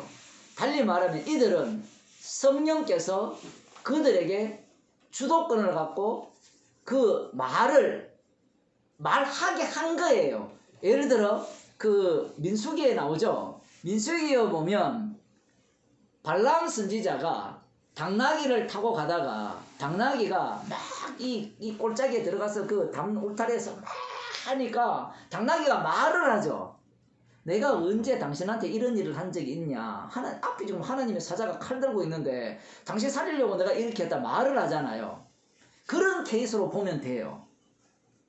그런데 우리는 자꾸 이런 본문을 볼 때 성령께서 말하게 하심을 따라 말했다라고 할 때 이 주체가 누군가 하면 성령이죠. 달리 말하면 주님이 성령 주체잖아요. 그런데 우리는 성령께서 말하게 하심을 따라 다른 방언으로 말한 자기를 주인공으로 내세우기 시작하는 거예요. 근데 여기에 보면 다른 방언으로 성령이 말하게 하심을 따라 다른 방언으로 말할 때 성령이 무슨 얘기를 하게 합니까? 하나님의 큰일을 이야기하죠. 너희가 십자가에 못 박은 예수를 하나님이 주와 그리스도가 되게 하셨다, 그 증거를 하게 하잖아요. 이런 고백은 성령이 아니고서는 못하게 되어 있다 이 얘기입니다. 아니 목사님 그거 말하는 게 뭐가 어렵습니까? 라고 이야기하는데 말은 할 수 있죠, 누구나가.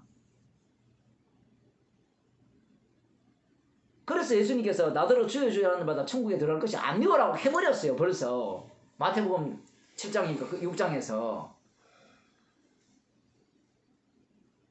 이게 성경에서 못 쓴다는 내용이 너무 많아요.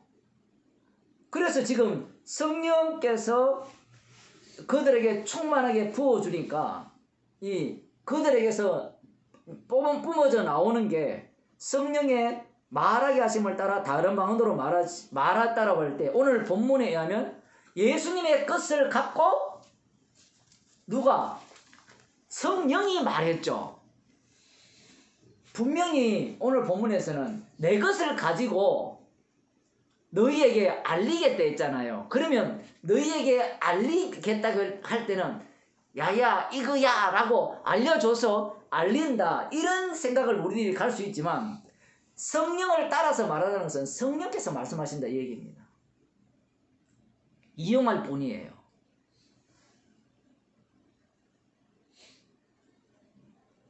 그 다른 방언으로 말하기를 시작했는데 그 내용이 하나님의 큰 일, 누구든지 주의 이름을 부르는 자는 구원을 얻으리라. 이게 바로 지금이 어느 때라는 겁니까? 정말 마지막 때라는 겁니다. 그러면 주의 이름을 부르면 구원을 얻느냐라고 물으신다면 주의 이름을 부르면 구원을 얻어요. 그런데 주의 이름을 불러서 구원을 얻는 것이 아니라 주께서 주의 이름을 부르도록 하셔서 주의 이름을 불렀다는 것이 지금 이 사도행전 내용입니다. 그래서 영생주기로 작정된 자는 다 믿더라라는 표현을 하시는 거예요. 요한복음도 마찬가지죠. 내가 너희 12를 택하지 않았냐, 그 중에 하나는 마귀니라 라고 하셨을 때는 이 사도행전 이후에 똑같은 현상이 일어나는 거예요. 똑같이 선택을 했는데 교회 안으로 불러들였는데 그 중에 하나는 마귀예요. 누가? 아나니아와 삽비라. 성령을 속인 겁니다.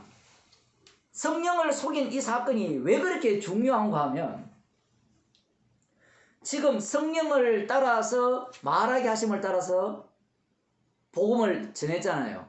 그러면 보세요. 방금 주 예수를 믿어라 그리하면 너와 내 집이 구원을 얻으리라. 여기 보면 주를 이름을 부르는 자는 구원을 얻는다. 이미 발설이 되었을 때는 이 말을 누구든지 할 수 있잖아요. 맞죠? 그러면 아나니아와 삽비라도 했어요. 그러면 성령 받았어요? 안 받았어요? 받은 거예요. 성령의 말하게 하심을 따라 하는 겁니다. 그들이 이 아나니아와 삽비라가 이렇게 자신 있게 속이는 이유는 뭔가 하면 성령이 없는 거예요. 성령이 없는 거예요. 누가 봤어요? 저들이 지금 저들 가운데는 임한 것은 보이지만 자기는 그 다음 사람들은 못 봤거든요. 그 다음 하는 얘기가 뭔가 하면 모두가 다 말하는 것 뿐이에요.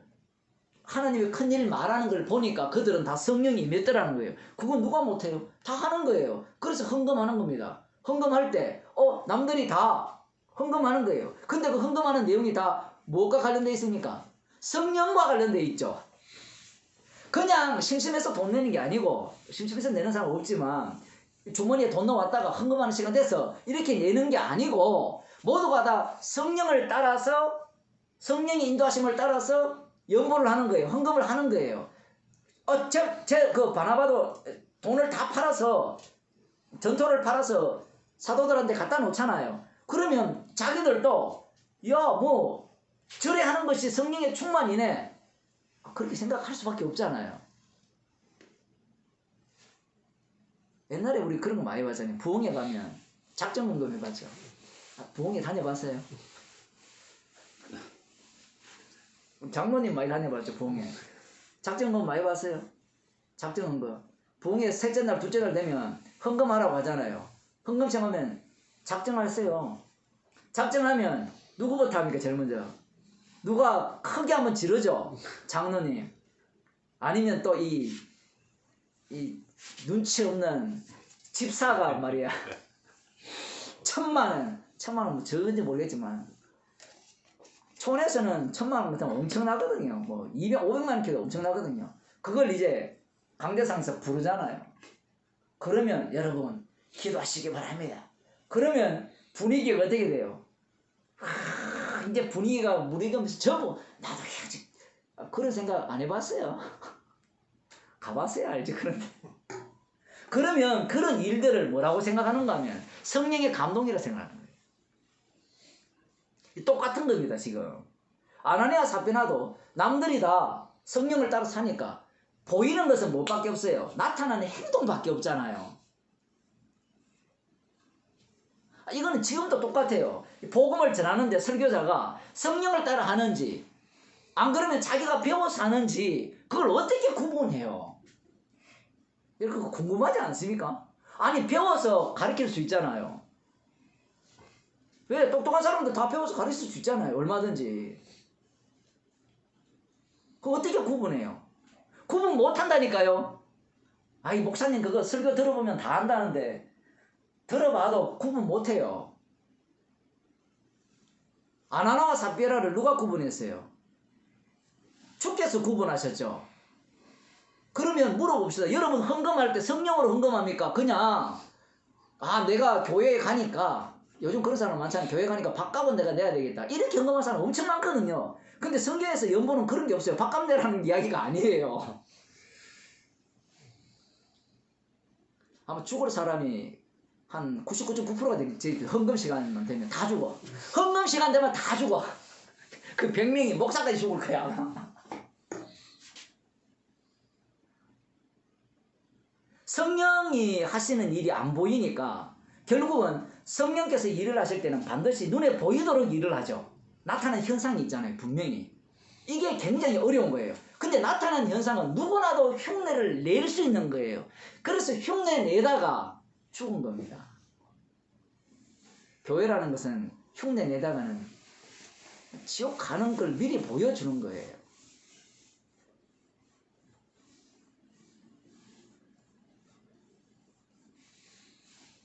그래서 지금 성령을 받게 되면 여기 성령의 말하게 하심을 따라 말을 하게 돼 있어요. 그 내용이 뭔가 하면 하나님의 큰일, 주의 이름을 부르는 자는 구원을 얻고 지금이 바로 은혜 받을 때 그걸 외치는데 이것조차도 흉내를 내는 거예요. 자, 그러면 왜 흉내를 낼까요? 아나나 사피라가 왜 흉내를 냈을까요? 왜 흉내 냈을까요? 구원받고 싶은 거예요. 물론 나도 저들처럼 믿음이 좋아, 성령 충만 받았으라는 것도 이야기하고 싶겠죠. 그러나 그것보다 더 중요한 것은 자기 구원이에요. 그래서 구분한다는 할 때 어떻게 구분되는가? 정말 구분하는 그 비법이 에스겔 2장에 나옵니다. 한번 봅시다. 요거 하고 마칩시다. 에스겔. 좀 힘드시더라도 조금만 참으세요. 에스겔 2장요. 구약성경 1152쪽.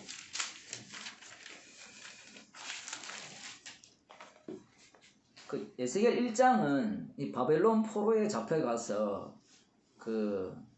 그발강, 그 바벨론 그발강, 그 티그리스강 뭐 유역인데 거기에서 이제 환상을 본 그 제사장 그 에스겔이 환상을 봤다라는 그런 얘기가 나옵니다. 여기에 보면 하나님의 이상을 내게 보이시니 이렇게 하는데 핵심은 이거예요. 하나님의 영광을 봤다는 겁니다. 그러니까 뭐 여러 가지 모양이 나오는데 거의 환상적인 얘기가 나와요. 그런데 핵심은 그겁니다. 하나님의 영광이에요. 근데 하나님의 영광이 어디에 있었는가 하면 성전에 있었어요. 사실은. 그러니까 성전에 있었던 그 하나님의 영광이 지금 바벨론 포로까지 온 거예요. 이게 에스겔 11장에 나옵니다. 성전에서 빠져나와 버립니다. 하나님의 영광이. 그렇게 보시면 돼요. 일단 그 정도 하고요. 2장에 보면 그가 내게 이르시되 인자야 일어서라 내가 네게 말하리라 하시며 말씀하실 때에 그 신이 내게 임하사. 이 신이 임하죠. 지금 성경을 거꾸로 보는 겁니다. 자, 이게 사도행전이라 치면 돼요. 신이 임하사 나를 일으켜 세우시기로, 그러니까 신이 주도권을 갖고 있는 겁니다. 말씀하신 자의 소리를 들으니 내게 이르시되 인자야 내가 너를 이스라엘 자손 곧 패역한 백성 나를 배반하는 자에게 보내노라. 물론 이건 예수님에 대한 그림자인데 인자라고 표현되어 있으니까 그들과 그 10조가 내게 범죄하여 오늘날까지 이르렀나니, 그러니까 하나님의 영광을 이스라엘 백성들한테 선포하는 겁니다. 이걸 신약적으로 표현하면 예수의 이름을 온 세상에 전파하는 것과 동일한 어떤 그런 상황인데, 여기는 이스라엘 백성들, 포로에 잡혀온 자들, 어쨌든 지금 바벨론에 멸망당한 그 혹독한 심판 속에 있는 그들에게 보내는데, 그들에게 이르기를, 여기 보면 4절에 보면 이 자손은 3절부터 다시 봅시다. 내게 이르시되 인자야 내가 너를 이스라엘 자손 곧 패역한 백성 나를 배반하는 자에게 보내노라. 자, 여기서 질문이 있죠. 패역한 백성이죠. 나를 배반한 자에게 왜 보냅니까? 이미 배반했는데.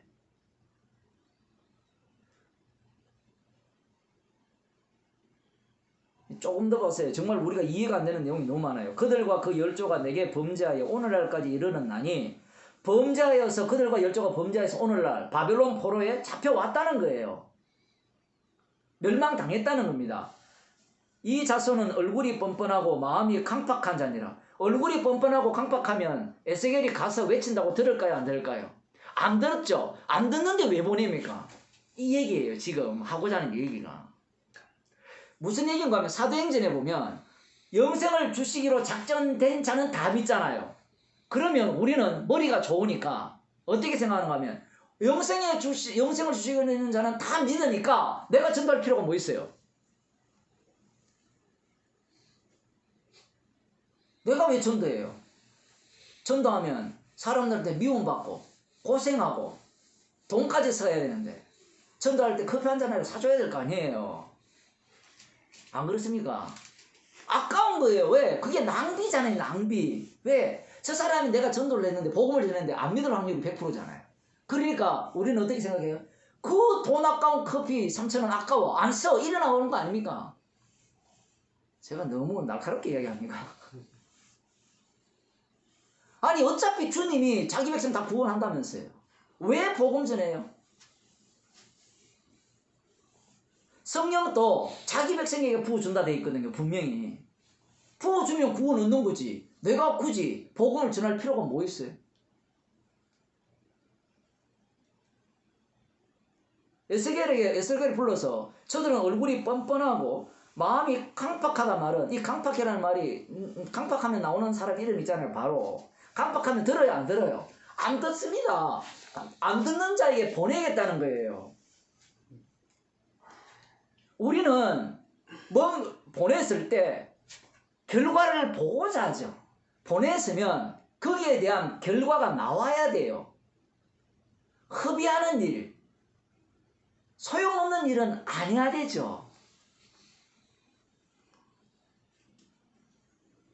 3년 동안 말씀 들었잖아요. 벌써 장소가 지금 어떻게 될지 모르는데 뭐 계속 되든 모르든 그거는 난 모르겠는데 3년 동안 말씀을 들었는데 헛되더라 결론이 나면 그 다음 어떤 생각을 들어봤자 아무것도 없더라. 그 다음 어떻게 해요? 그럼 인터넷 들으면 되죠. 왜 시간 내서 와요 힘든데. 그런 사람이 한둘입니까? 아마 이 유튜브 보는 사람들 아마 많을 거예요.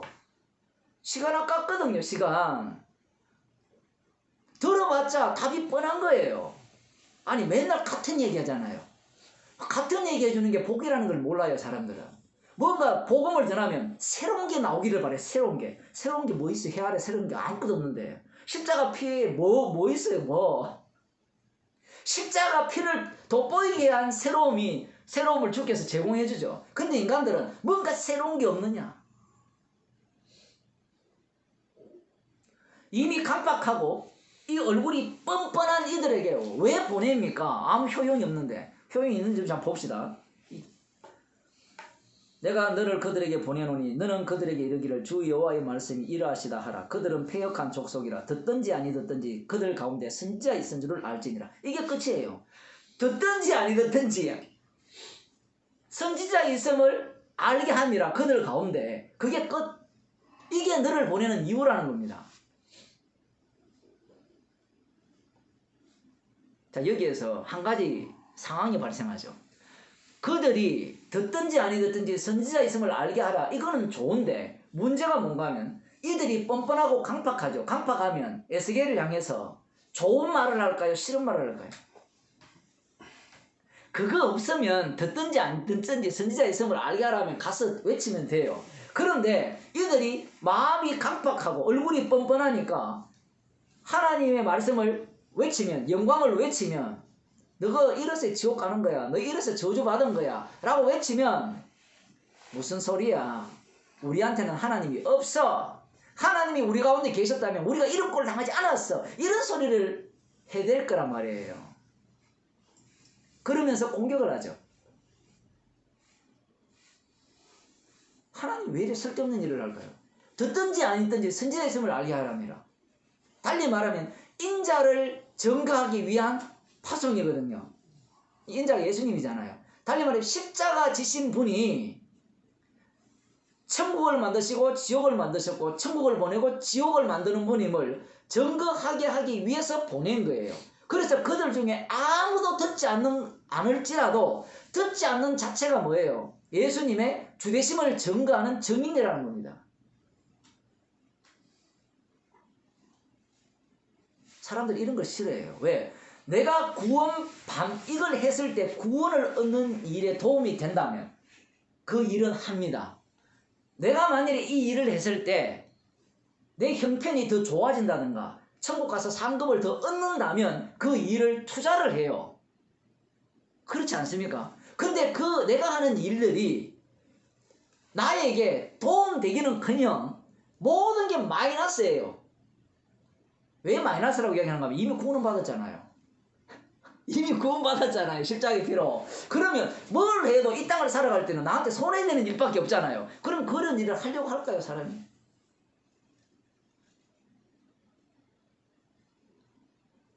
안 합니다. 그런 일을. 그 애들을 학원을 보내잖아요. 학원을 왜 보낼까요? 우리 장로님은 아드님을 학원에 안 보내서 좋은 대학을 가서 좋은 직장 갔다 했는데, 그럼 반대로 학원을 안 보내서 좋은 대학을 못 갔으면 어떡할까? 예를 들면. 그러면 안 보낸 게 후회스러울 거 아니에요. 그러면 반대로 학원을 보냈을 때 성적이 안 나온다. 그러면 어떤 마음일까요?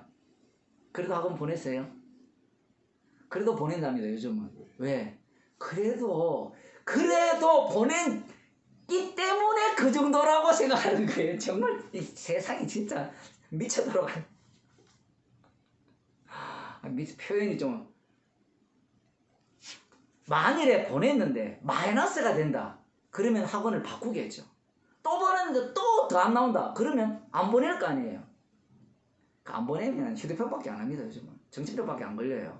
옛날에야 휴대폰이 없어가지고 스마트폰이 없어가지고 할 일이 없어서 책을 보고 어딥니까? 아프리카에 있는 어떤 애가 부모가 하도 때려가지고 선교사가 데리고 왔는데 그 뉴스에 났잖아요. 미국의 유명한 대학에 들어갔는데 걔가 선교사 집에 들어가니까 할 일이 없잖아요. 놀 게 없는 거예요. 그 선교사 있어요? 책밖에 없는 거야. 그래서 할 일이 없어서 책만 읽은 거예요. 책을 읽다가 에디슨 책을 읽었는데 그 전기를 발명했던 거예요. 우리 동네도 전기가 없는데 내가 발명하면 안 되냐. 그래서 전기를 만든 뉴스에도 났어요. 그런 거. 그런 세대에 살면 학원 안 보내도 돼요. 근데 지금 학원 안 보내면 뭐예요?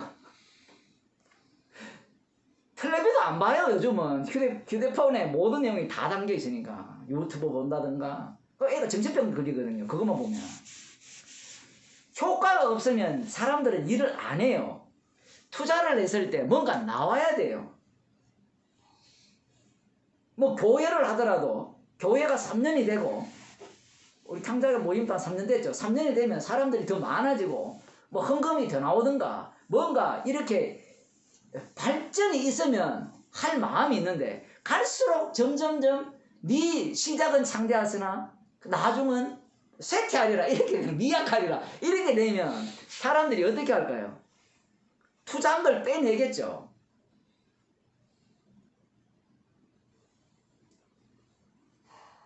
에스겔이 보냄을 받을 때 뭔가 희망이라는 건 아무것도 없어요. 이미 강박하다는 게 결판이 났기 때문에 가서 외쳐도 뻔한 상황이에요. 그러면 우리 같으면 가겠습니까? 안 가죠. 그래서 성령이 그를 그 위에 임했다라는 표현을 하는 겁니다. 성령이 그를 보내는 거예요. 육신은요, 자기한테 손해되는 일은 절대로 하지 않게 되어 있습니다. 구조가. 그러면 성령께서 어떻게 합니까? 그를 내몰죠. 사도 바울이 그렇게 하잖아요. 사도 바울이 뭐라고 합니까?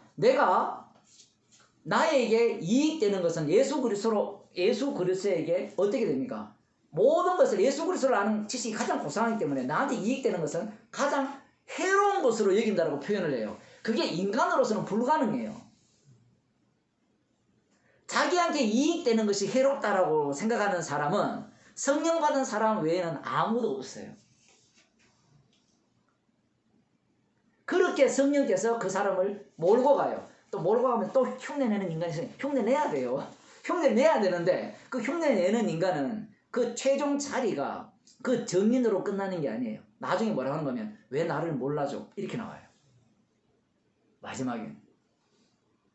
그래서 지금 에스겔이 듣든지 아니 듣든지 그들 가운데 선지자 있은 줄을 알지니라. 이게 뭔가 하면 예수의 이름이 온 땅에 전파되는 거예요. 하나님의 영상이 전파되면 그 예수의 이름이 온 세상을 둘로 쪼개셨다. 천국 갈자와 지옥 갈자를 쪼개셨다는 것을 증거하는 정인. 이렇게 되면 에스겔을 구원하기 위한 목적이 아니에요. 처음부터 인자 되신 분이 어떤 분인가를 증거하기 위한 보내심이에요. 목적이 완전히 다르죠. 우리는 내 구원, 내한테 성경 공부하면 도움이 되느냐 안 되느냐에 모든 게 관심이 있잖아요. 내가 살아가는데 도움이 될까 안 될까 여기에 관심이 있는데 주님의 영이 임하면 나한테 도움이 되느냐 안 되느냐에 관심을 두게 하는 게 아니라 정인이죠. 근데 정인은 반드시 어떤 자리에서 정인이 되는가 하면 정인이 될 때는 상대가 받을 자세가 안 돼 있어요. 기본적으로 세상은 어둠이기 때문에 얼굴이 마음이 강팍하고 얼굴이 뻔뻔한 자들이기 때문에 복음을 전하면 다 튕기게 돼 있어요. 구조가. 그래서 복음을 전했을 때 안 듣는 것을 당연하게 여기고 감사해야 돼요. 거기에 대해서 분노내고 씩씩거리면 왜 이거 안 믿어? 뭐 그런 짓도 나와야 되죠. 그런 죄인이니까. 인자야 너는 비록 가시와 찔레와 함께 처하며 정갈 가운데 거할지라도 그들을 두려워 말고 그 말을 두려워 말지어다. 이게 말이 안 되죠. 가시와 찔레 정갈 가운데 거하는 자체가 두려움인데 두려워하지 말라는 게 말이 돼요? 이게 이 말씀 자체가 모순을 갖고 있는 거예요. 이 말씀을 인간이 감당이 안 돼요. 사람은 정갈이 있으면 두려운 거예요. 맞죠? 근데 두려워하지 말라는 거예요. 그게 내 마음대로 됩니까? 그래서 성령이 하나님의 신이 임한 거예요. 그렇지 않으면 안 가게 돼 있습니다. 구조가. 인자야 너는 비록 가시와 찔레와 함께 처하며 정갈 가운데 거할지라도 그들을 두려워 말고 그 말을 두려워 말지어다. 그들은 패역한 족속이라도 그 말을 두려워 말며 그 얼굴을 무서워 말지어다. 이 말은 그들의 말은 두려운 말이고 그들의 얼굴은 무서운 얼굴이다. 이 얘기예요. 아니 무섭고 두려운데 그래도 거기 가서 복음을 전해서 한 사람이라도 구원을 얻는다면 나 가겠습니다. 이런 마음이 있을 거 아니에요. 그런데 아예 없다는 겁니다. 선지자 있음을 알게 하기 위해서 너를 보낸다는 거예요.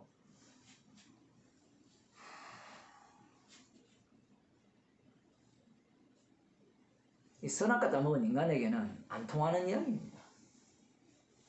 우리가 헛되다라는 것에 대해서는 이 세상 방식으로 헛되다라는 일은 절대로 안 하게 돼 있어요. 헛되지 않는 일을 하려고 하죠. 그런데 에스겔 선지자가 하는 일은 그야말로 누가 봐도 헛된 일입니다. 사람들 보기에 남는 게 아무것도 없어요. 단지 남은 것은 저들이 강팍했더라. 보내가 말씀을 전했는데도 안 듣더라. 그것만 남기는 거예요. 인자야 내가 네게 이르는 말을 듣고 그 패역한 족속같이 패역하지 말고 내 입을 벌리고 내가 네게 주는 것을 먹으라 하시기로 내가 보니 한 손이 나를 향하여 펴지고 그 손에 두루마리 책이 있더라. 그가 그것을 내 앞에 펴시니 그 안팎에 글이 있는데 애가와 애곡과 재앙의 말이 기록되어라. 달리 말해 하나님의 말씀이잖아요. 아까 말씀 이야기했죠. 이런 표현이 사람들한테 굉장히 먹히는 겁니다. 에레미야 30장 31절에 보면 내 법을 네 마음에 새긴다 했거든요. 이게 실제 이야기잖아요. 그 말씀을 입속에 넣어서 입에는 다나 이제 속에는 쓰게 되는데 이게 요한계시록도 마찬가지인데 귀한 말씀인데 그걸 처음에는 하나님 말씀이니까 좋다라고 박수를 치는데 막상 그 말씀을 들어보니까 이거는 정말 이거는 우리가 이렇게 들을 말씀이 아닌 거예요. 자 여기에서 이제 말씀을 줘버리죠. 먹게 해버립니다. 먹었으니까 이 표현이 그런 거예요. 먹었으니까 먹은 것을 끄집어낼 수밖에 없죠. 그 먹은 것을 꺼내놓는 건데 그가 또 내게 이르시되 인자야 너는 받는 것을 먹어라. 너는 이 두루마리를 먹고 가서 이스라엘 족속에게 고하라. 그러니까 재앙과 예고과 이런 말씀들을 외치게 돼 있죠. 좋은 소리 해도 지금 강팍한데 듣기 싫어할 건데 듣기 싫은 소리를 외치라는 거죠. 내가 입을 벌리니 그가 그 두루마리를 내게 먹이시며 내게 이르시되 인자야 내가 네게 주는 이 두루마리로 네 배에 넣으며 네 창자에 채우라 하시기에 내가 먹으니 그것이 내 입에서 달기가 꿀 같더라.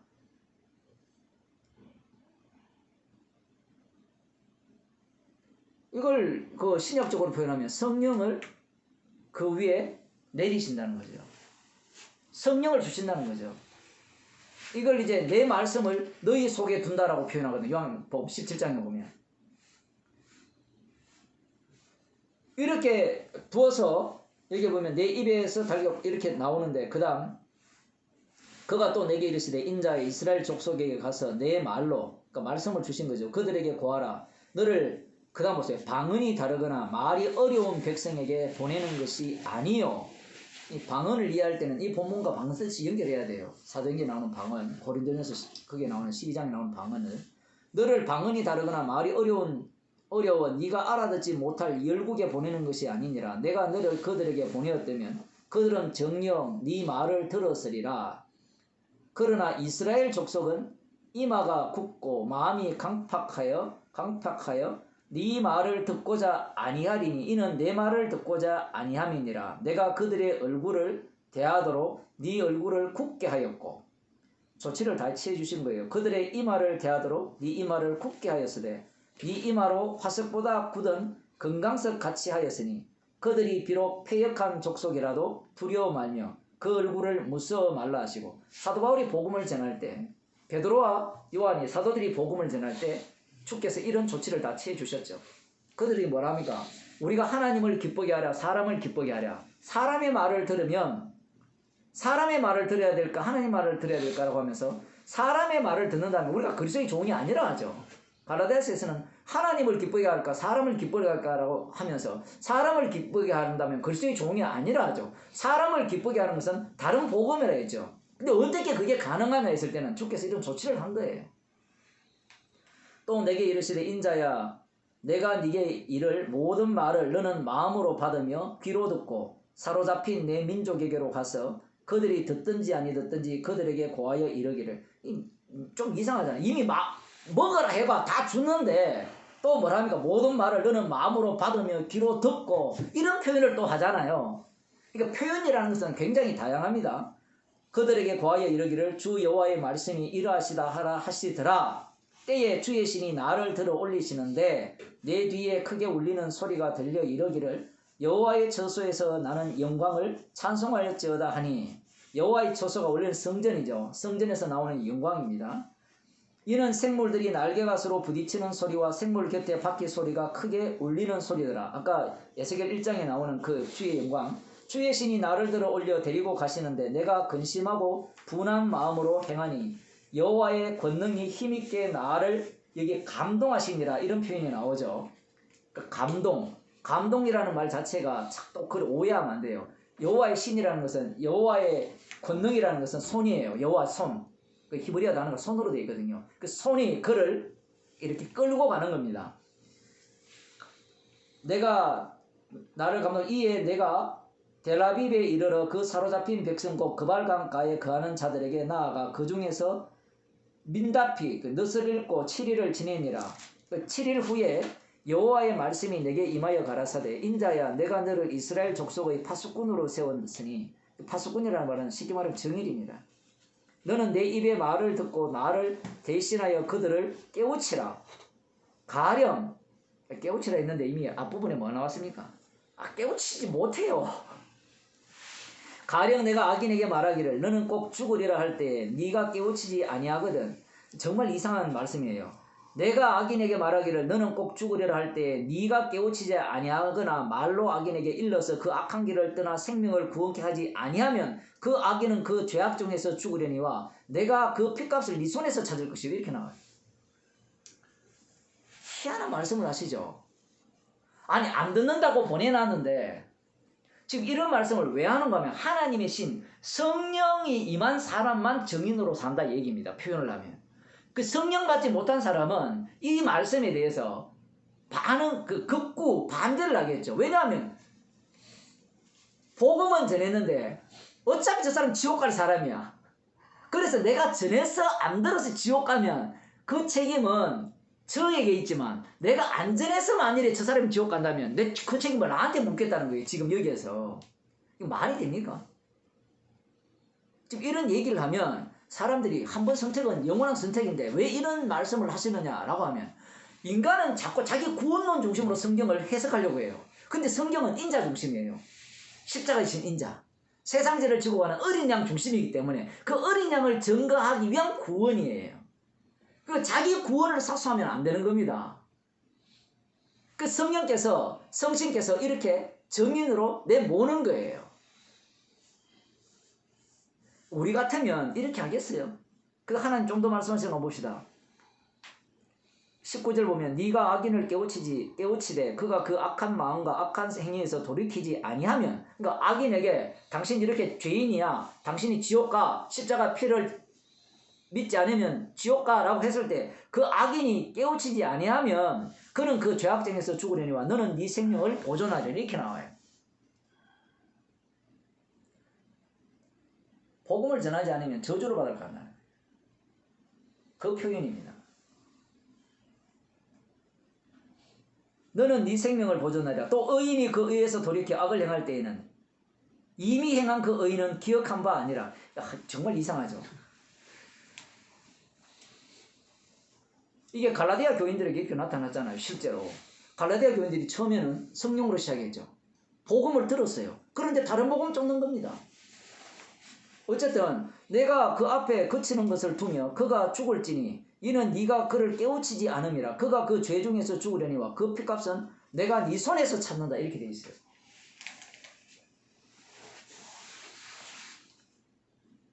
사실은 주님께서 이 죄값을 친히 담당하시고, 그죠? 자기 백성의 죄를 용서하시고 그 죽으심을 근거로 지옥 보낼 자를 지옥 보내십니다. 사실은 그게 인자 되신 예수님이 하신 일이에요. 이것이 이 에스겔 선지자가 보여줄 일이지만 이 기능조차는 이 말씀이 그걸로 끝나는 게 아니라 사실 이 에스겔이 하는 일을 누가 하는가 하면 사도 바울이 복음을 전하죠. 성도들이 이 역할을 감당하는 겁니다. 그럼 핏값을 나한테 찾으니까 내가 해야 되겠네, 이런 얘기가 아니에요. 지금 그 자체가 또 자기 구원 중심이잖아요.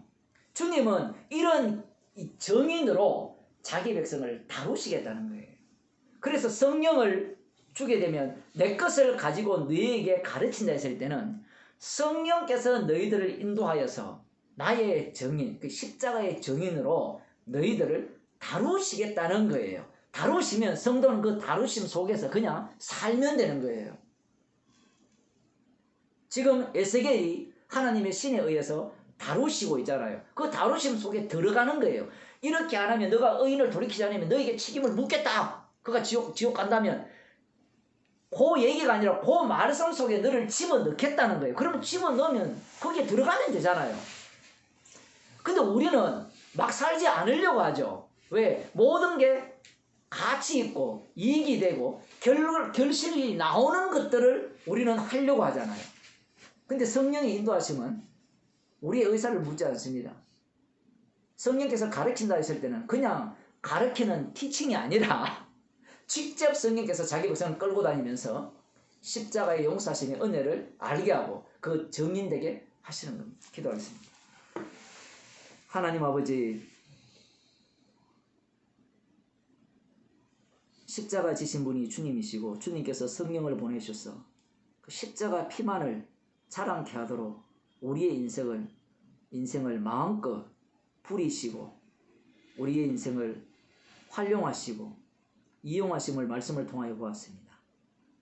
주님의 인자 되신 주님을 증거하는 그 자리에 저희들을 서게 하셔서 이 세상을 사는 이유가 나의 구원을 위한 것도 아니요 나의 행복을 위한 것도 아니라 십자가에 피어리신 주님의 피공로만을 증거하기 위해서 우리를 이 땅에 보내셨다는 그 은혜를 깊이 아는 주의 백성이 되게 하옵소서. 예수님 이름으로 기도드리옵나이다. 아멘.